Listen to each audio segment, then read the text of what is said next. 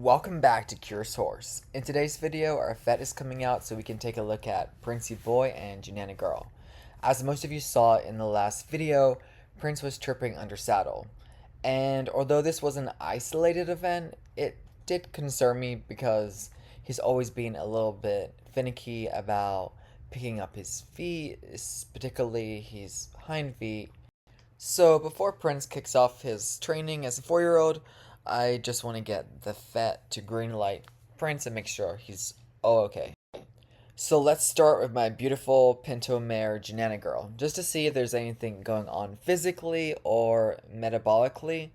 In the last video, people did mention maybe just checking again to see if the trigger that she has is physically driven. I've checked quite a few times comprehensively, but it can't hurt to check again since I recently fell and she reverted back to the bolting issue. So first we're going to pull some blood and look into EMS, and EMS is equine metabolic syndrome, which actually the clever cowgirl suggested. So this is going to be quite interesting. And common metabolic illnesses are insulin resistance, laminitis, obesity is one. And when you combine all three of these conditions simultaneously, that's when it's called EMS, which is the equine metabolic syndrome. Common diseases in older horses are Cushing's or PPID, which is a dysfunction of the pituitary gland that results in a hormonal imbalance. Middle metabolically challenged horses are sensitive to fluctuating blood glucose and insulin levels. It's kind of hard to hear what the vet is saying because it's pouring down with rain, so the quality of the audio is quite bad. I apologize, but we're basically discussing the nutrition is the tool in which you can use to manage metabolically challenged horses, and foraging is Janana's foundation of her diet, but I also give her a ration balancer just to ensure that she's getting her nutritional requirements, and she does get a little Triple Crown complete grain also. How pretty is Janana? She is such a pretty girl. And here our vet is assessing Janana's reaction points to see if she just can identify any soreness, like getting at the top of her withers, through her back, down her pelvis. Like she did all into her hamstrings. I don't have it all showing here, but it was quite thorough. For example, if Janana was throwing her head around, that would indicate that she has pain in her neck. If her withers were sore, she may jump. That's quite a common indication. Okay. Here to me, it looked like Janana was just kind of thrown off guard a little bit. What do you think? But yeah, she put all over that. She just was finding flies, but not. That was actually flies. They're quite bad right now, unfortunately. But yeah, she's not flinching her muscles. She's not twitching. And obviously, this is dependent on how sore Janana is, but she's showing zero sign of any soreness, and she has never showed that since I've had her. It's all been mental. Like her pelvis, that's a very sensitive area that we checked. And this can be like a violent reaction, like a strike or a kick. She did nothing like that. When I first purchased Janana, she was clearly traumatized. I didn't even record the majority of her behaviors because it was just so unfortunate. And it takes far more than just knowledge to unpack neurological baggage. It takes a time, it takes a deep connection. And I'm so proud of the journey that Janana and I have come today. With people, we have PTSD, right? You experience flashbacks, and it's hard to purge the flashbacks. With horses, they also have this inability to distinguish between the past and the present, and neural circuits will trigger extreme responses when they're encountering a situation that remotely resembles something that's happened in the past. But most people will say, oh, it's the trainer. They don't have the knowledge to deal with this type of horse. And I just find it so antiquated and intellectually bankrupt to judge someone that's trying to help a traumatized horse and to diminish factors that have happened in the past. Alrighty, now we're gonna check out Princey Boy, and see what the vet says. So has he always been bad to pick up the feet? So when I first bought him, like, I just don't know. Yeah, first when I said, "Oh, you want to pick up his feet?" And because he's so big, he actually did scare him. I'm like, "Oh, I don't want to get kicked." Right. But he's not like that. But then the trainer said, "Oh, there's a 100-pound girl that used to ride him, and he suspects that she just wasn't doing his feet." Probably. So Yeah. I think so. But for me, he has gotten incrementally, like, much better. It's like kind of when it goes higher. But he's never tried it like kicking me before or anybody else. He's this angel. Probably right. Didn't know how to pick him up. Yeah. We got Because in some of these, I mean, is he ex-Amish? He's not. They got him. They put 6 months on him, and I think it was Amish bred. Because some of the Amish ones, they use stocks and just ropes to pick up their feet, and so they often don't know how to pick up their feet when they get to, all of us that do it that way. Yeah. And so I see a lot of the larger horses. And he had shoes on, so that would probably make sense too. Yeah. So if you pick up the feet and it's like, if you do it low. Okay. And he's okay. Boy. And so he was out of work, right? He's been in consistent work. He's never been. I got him in the fall. I would just do like bareback riding on him. Okay. The dentist and you guys looked at his teeth and Like he said, he still had 2-year-old teeth that were coming out, so there was no way he was turning, that age. Yeah, so he was like 3.5. So now that he's got it. But I still will bareback him swimming in the pond, but just good, yeah. Oh, that's good, yeah. But then I put the saddle on, and I did think that the saddle potentially was like pinching here. I might have probably said OCD, but I thought that. I wonder if that could have been related to it. I don't know.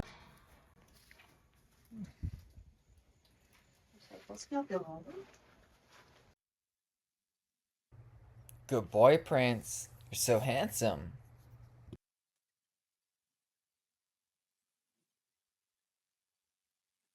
And when I first bought Sarge, the big Clydesdale, he moves amazingly. But they had like the big dish feet on him, like the and he would trip all the time until I got those to where they should have been. So Right. So I just assumed it was something related Right, to his and it could be.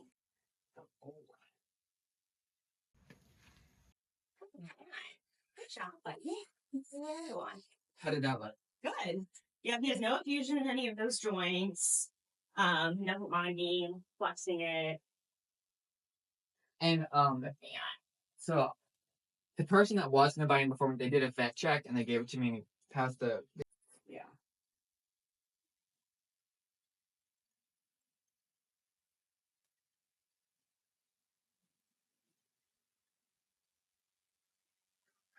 And so did you trim his feet after that video? After the church video, and then he hasn't tripped since then. Yeah, I got on him bareback, and I just did trot because my thighs were I was so sore. When I do trail ride him, it feels like I have like a tank under me. He never trips, because he's so broad. Good job, buddy. That one feels good too. I mean, looking at the video, he looked sound in everything you were doing. He looked like he knew where he was placing his feet.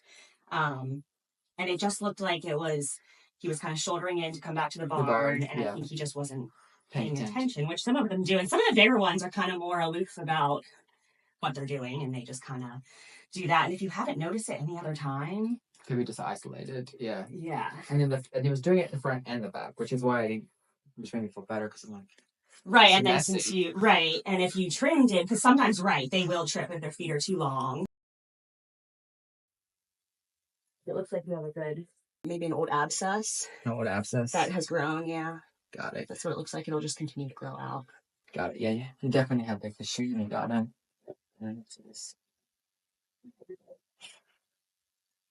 He's such a good man. Boy. Yeah, he's a good boy, right? Yeah. Yeah, really. I would never guess. Man, his shoes don't look super long. And then they're like, oh, maybe it's like maybe his back is tight. And like he never showed any sign of that. Back.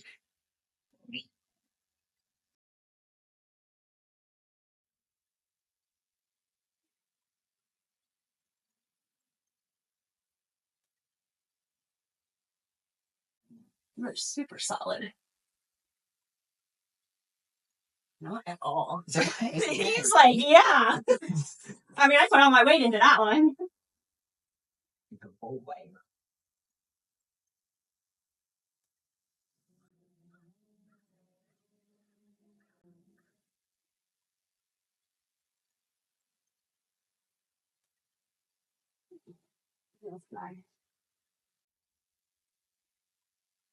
No. The only thing that when I first got my suspect was like maybe EPM because he's like high on on his shoulder stretches, but I really haven't practiced it because she really doesn't know how to flex laterally left. Oh, 'Cause they've okay. done Right. it So then I would wait until he knows. before I can kind of make that Right. determination. Because, right, some of it is that they're too young. They don't know how to do it. We have Yeah. a couple young ones that are like that, and they just don't know what we're asking yet. Yeah, and I haven't put the time in. Right. So, yeah, keep doing, I think the carrot stretches is great. Keep doing that to help him move his neck. So far from what you see, he looks okay so far. Yep. Yeah, I think that was like, especially if that's the only time you've ever seen it, I think either it could have been he wasn't paying attention because he was trying to get back to the barn, which a lot of them do. It was his first time ever out. And there you go, exactly. So something, was weird, or he just needed his feet trimmed a little.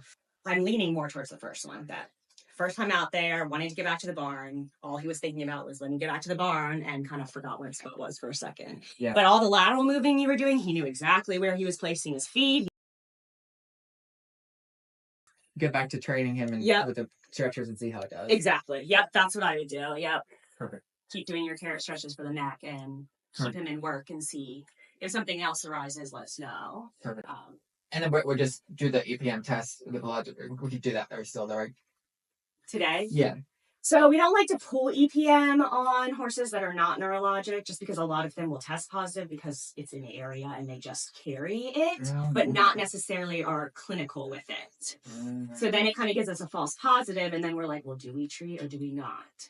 So we only test them if they're actually neurologic. So then we know if it comes back positive, all right, well, that could be it. So let's treat them. But yeah, a lot of horses just carry, a low amount of it, but they come up positive. So we would need to see more symptoms. Yep.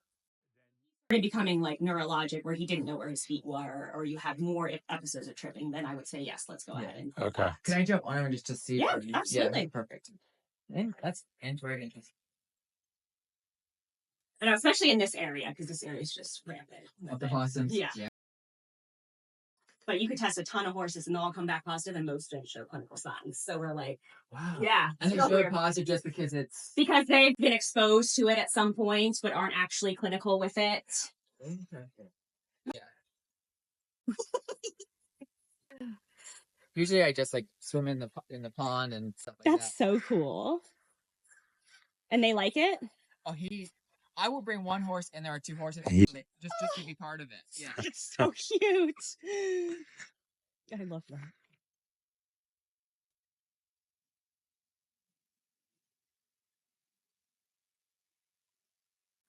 So just do a circle and stuff. Yeah. So at this point, I have no idea that I forgot to put the bit in his mouth. This is the first time that I've rode Prince bitless, just using the bridle, and I had no idea. But maybe he prefers not having the bit in his mouth. I mean, I don't even notice right now. This horse. That's just lack of training on my part. I mean, he's young, right? I really want to do too much to turn forward. Right. But I do have to work on my steering.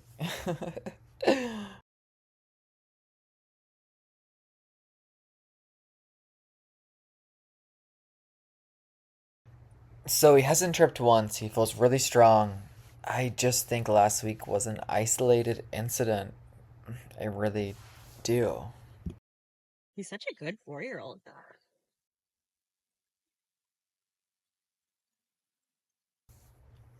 Alrighty, I think I'm gonna do a quick left lead canter.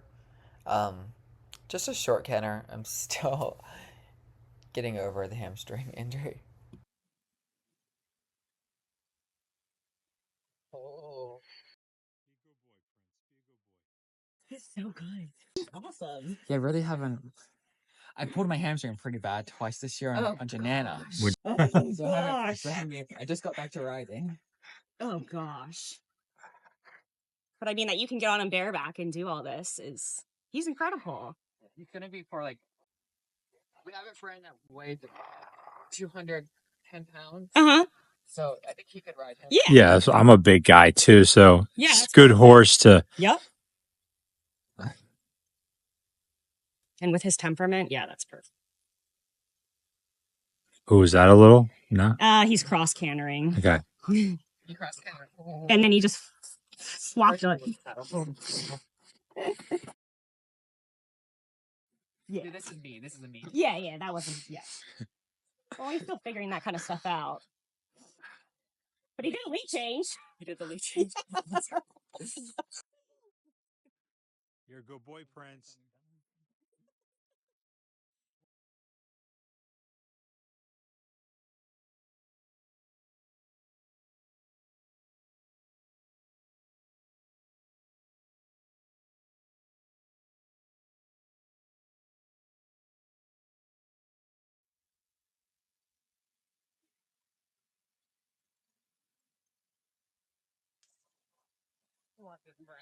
He does. He was on the right lead, right? Yeah. Yeah, I mean, he looks great. Watch your head. Do the limbo. It's like, I'm ready, I'm done. Yep, he didn't trip at all, even though the ground was slick. He looks sound. He's fine to continue with his training. Got it. And then if anything changes. Yep, then give me a call. If you notice any more tripping, anything else, I think it was an isolated incident, then just give me a call and we'll reassess. Awesome. Thank you so much. You're very welcome.